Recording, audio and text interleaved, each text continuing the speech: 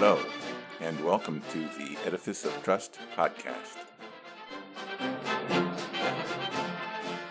The Edifice of Trust podcast is a thoughtful discussion of today's current events from the perspective of America's founding principles. Hello, everyone.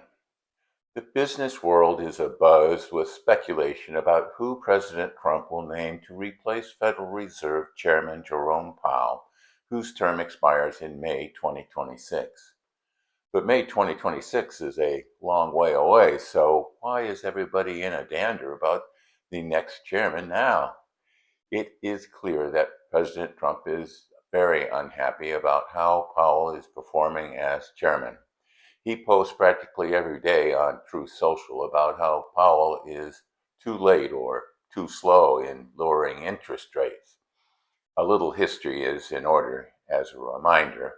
After COVID hit, the Fed lowered the Fed funds rate to zero, technically a range between 0 and 0.25%, but the effective Fed funds rate was pretty close to zero.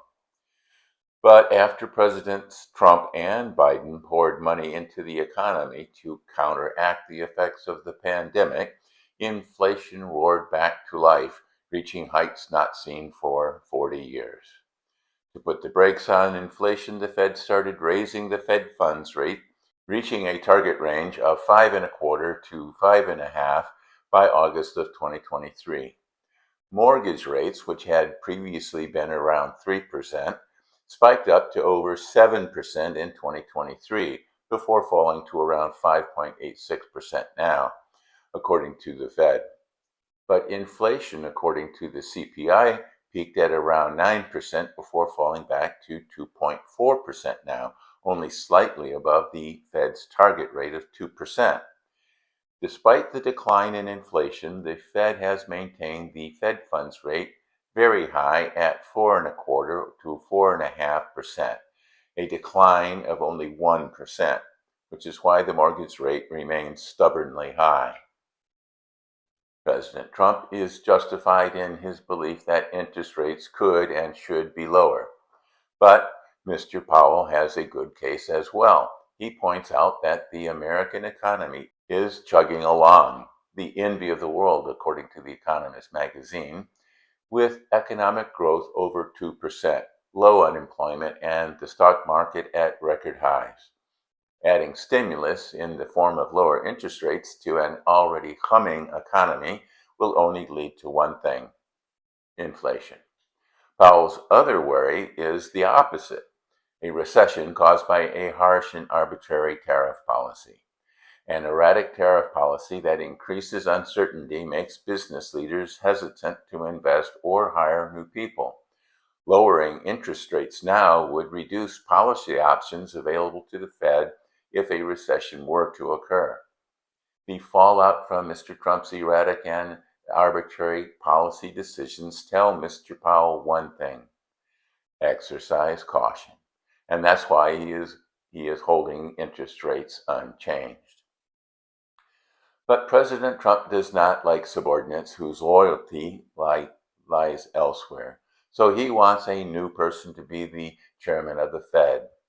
Much of the buzz about who will succeed Chairman Powell revolves around two Kevins: Kevin Warsh, a former Fed governor and visiting fellow at the Hoover Institution, and Kevin Hassett, director of the National Economic Council and a close advisor to President Trump.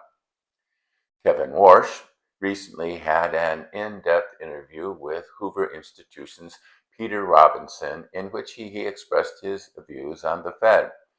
While he was on the Fed board, he supported quantitative easing, QE, as an emergency response to the Great Recession of 2008. QE is where the Fed purchases securities, mostly U.S. Treasuries, to provide liquidity to banks and other financial institutions.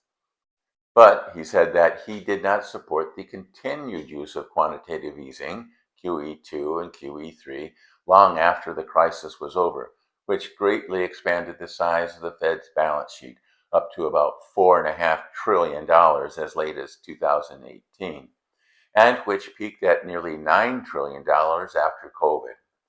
The Fed balance sheet supported the huge deficits of both Trump and Biden, limiting the inflationary impact of those deficits.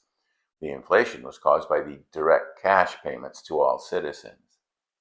Because the benefits of QE was concentrated on financial institutions, the Fed's action caused a rise in the prices of financial assets, such as the stock market, greatly increasing the wealth disparity between the rich and the poor. Kevin Warsh wants to move the Fed from the front page to the back pages of the financial section where it belongs. He studied under Milton Friedman and believes that the monetary system should accommodate economic growth, not drive economic growth. He is a monetarist, not a Keynesian. Central banks should be boring. The other Kevin Hassett, is very different. Mr. Hassett has not done any in-depth interviews regarding the Fed that I can find out, but is seen regularly on TV defending the president's sometimes incomprehensible economic policies. In a recent interview with Larry Kudlow, director of the National Economic Council in the first Trump administration, Kevin Hassett noted that the European Central Bank's interest rate was at 3%, well below that of the Fed rate, even though the inflation rates are about the same. Although Mr. Hassett failed to mention that the EU's GDP grew at less than half the US rate, while their unemployment rate is about 50% higher, which might explain why the European Central Bank wants to stimulate their economy. Both Kudlow and Hassett want to reform the Fed because they believe that it is too partisan in favor of Democrats, which is probably true of almost all U.S. government agencies, hence DOGE. The third Kevin is not a likely candidate to be the next chairman of the Fed. I mention this because I think Kevin, the minion in Despicable Me, bears an uncanny likeness to Kevin Hassett. Also, the primary characteristics of Kevin the Minion is his loyalty to his boss, Guru, very similar to Mr. Hassett's loyalty to Mr. Trump. There are two other interesting developments related to the chairmanship of the Fed. Recently, Russell Vought, director of the Office of Manage and Budget and formerly of Project 2025, has demanded an investigation into cost overruns in the renovation of the Federal Reserve building in Washington, and Chairman Powell's testimony in Congress about those renovations. This could be a backdoor way of getting rid of Chairman Powell, who cannot be removed for policy differences, because the Fed is supposedly independent, but he can be removed for cause, such as corruption. Another interesting development was the idea that although most Fed chairmen retire at the end of their term, Mr. Powell's appointment as a governor of the Fed extends through January of 2027, even though his term as chairman ends in May 2026. He could technically stay on as a voting member of the Fed under a new chairman. It looks like the Fed drama will continue for many months to come. But given President Trump's penchant to value loyalty over competence in nominating people for senior positions in his administration, I am putting my money on Mr. Hassett. Thanks for watching.